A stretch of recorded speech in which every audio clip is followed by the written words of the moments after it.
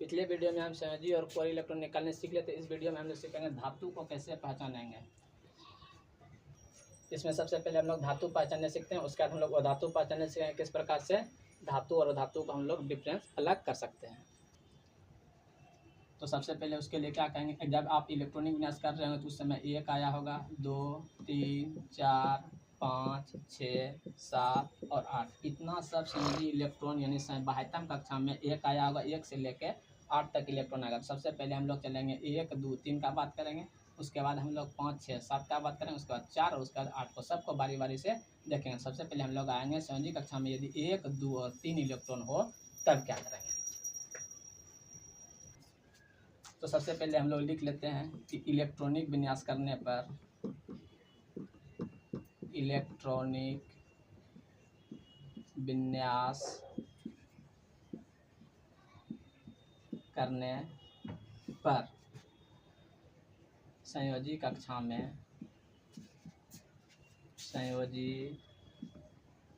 कक्षा में यदि 1 2 3 इलेक्ट्रॉन आवे, यदि इलेक्ट्रॉनिक विन्यास करने पर संयोजी कक्षा में 1 2 और 3 इलेक्ट्रॉन आवेगा तो वह धातु होगा एवं नाम लेने पर यम आएगा, IUM आएगा। इलेक्ट्रॉनिक विन्यास करने पर संयोजी कक्षा में यदि 1 2 3 इलेक्ट्रॉन आवेगा तो वह धातु होगा और नाम लेने पे अंत में यम आएगा तो वह क्या होगा, धातु होगा। और जो धातु होगा वह इलेक्ट्रॉन का त्याग करेगा। जो धातु होगा वह इलेक्ट्रॉन का त्याग करेगा। कितना त्याग करेगा, जितना उसके संयोजी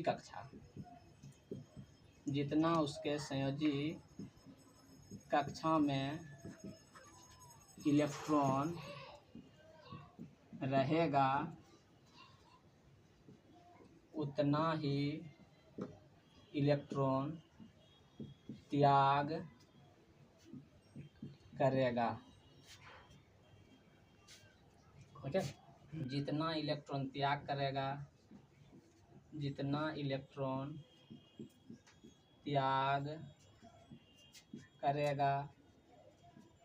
उतना ही संयोजकता होगा और साथ ही उतना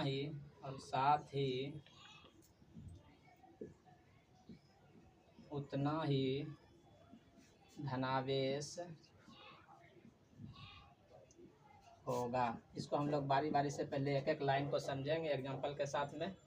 लिखे इसका सबसे पहले एग्जांपल हम लोग उधर देख लेते हैं किस प्रकार से इतना लिखा हुआ आसानी से समझ में आ जाएगा। तो उसके लिए सबसे पहले हम लोग लेंगे सोडियम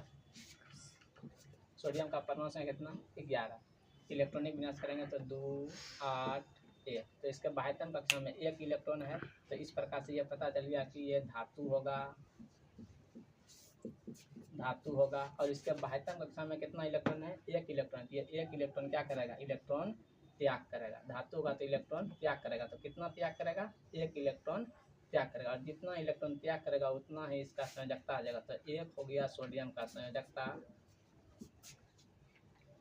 और साथ में जितना ही संयोजकता होगा उतना ही उस पर प्लस चार्ज यानी धन आवेश होगा। तो अगर 1 इलेक्ट्रॉन त्याग किया गया तो उस पर कितना चार्ज, +1 चार्ज हो जाएगा।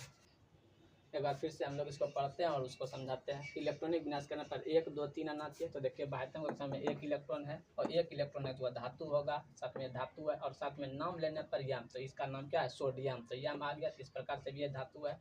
और साथ में इसका बाह्यतम कक्षा में इलेक्ट्रॉन क्या करेगा, ये त्याग करेगा। तो कितना इलेक्ट्रॉन क्या करेगा, त्याग करेगा, जितना उसके बाह्यतम कक्षा या संयोजी कक्षा में इलेक्ट्रॉन रहेगा। तो बाह्यतम कक्षा या संयोजी कक्षा में 1 इलेक्ट्रॉन है, 1 इलेक्ट्रॉन त्याग करेगा और जितना इलेक्ट्रॉन त्याग करेगा वही इसका संयोजकता आ जाएगा। तो बाह्यतम कक्षा में 1 है तो 1 इलेक्ट्रॉन त्याग करेगा तो इसका संयोजकता 1 हो जाएगा और जितना त्याग करेगा उतना उस पर धनावेश हो जाएगा। एक और एग्जाम्पल लेते हैं।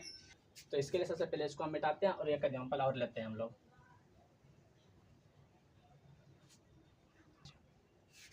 एक और एग्जांपल, जैसे कि हम लोग बात करेंगे मैग्नीशियम का, तो मैग्नीशियम का परमाणु संख्या 12 होता है, इलेक्ट्रॉनिक विन्यास करेंगे तो 2 8 2 होगा। इसके बाह्यतम कक्षा में कितना इलेक्ट्रॉन है, 2 इलेक्ट्रॉन है। और हम समझ गए कि मैग्नीशियम यम आ गया, तो यह धातु होगा और यह इलेक्ट्रॉन क्या करेगा, त्याग करेगा। कितना त्याग करेगा, जितना बाह्यतम कक्षा में इलेक्ट्रॉन रहेगा। बाह्यतम कक्षा या संयोजी कक्षा, तो बाह्यतम कक्षा में 2 इलेक्ट्रॉन है, तो ये 2 इलेक्ट्रॉन त्याग करेगा, इसीलिए इसका संयोजकता हो जाएगा 2। और साथ में इस पर प्लस चार्ज कितना हो जाएगा, मैग्नीशियम का आयन पूछेगा तो हम लोग +2 लिख सकते हैं। इसमें जो अपवाद है 1 2 3 तक वाला में उसको हम लोग देख लेते हैं। और इसी प्रकार से आप कैल्शियम हो गया, पोटेशियम हो गया, लिथियम हो गया, ये सब धातु के अंतर्गत आएगा, तो आप लोग इसको चेक कर सकते हैं। इसके अपवाद अभी हम लोग जस्ट देखेंगे, उसको हम लोग लिखते हैं पहले। तो लिखने के लिए सबसे पहले हम मिटाते हैं।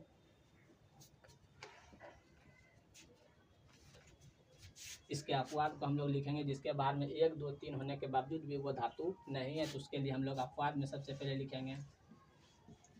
अपवाद में आता है जैसे आपका हाइड्रोजन, परमाणु संख्या 1 है और इलेक्ट्रॉनिक विन्यास करने पर बाह्यतम कक्षा में 1 आता है, लेकिन ये धातु नहीं है, ये अपवाद में है, इसीलिए हाइड्रोजन जो है आपका है वो धातु।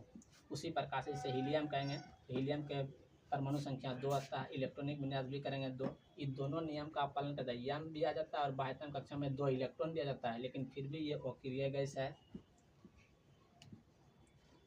अक्रिय गैस है। और एक आता है आपका बोरोन, इसका परमाणु संख्या 5 होता है, इलेक्ट्रॉनिक विन्यास करेंगे तो 2 और 3। इसमें यम नहीं आता है, लेकिन बाह्यतम कक्षा में 3 आता है, लेकिन ये उपधातु के अंतर्गत आता है। तो इससे आपको पता चल गया कि 1 2 3 आएगा तो धातु होगा, लेकिन अपवाद में कौन कौन होगा, हाइड्रोजन, हीलियम और बोरोन। इस तरह से हम धातु को पहचानने के लिए इतना सारा सीख गए, इसमें बहुत सारा जानकारी है, एक बार देख लीजिएगा। इसके बाद हम लोग अब वो धातु को पहचानने का नेक्स्ट वीडियो में देखेंगे।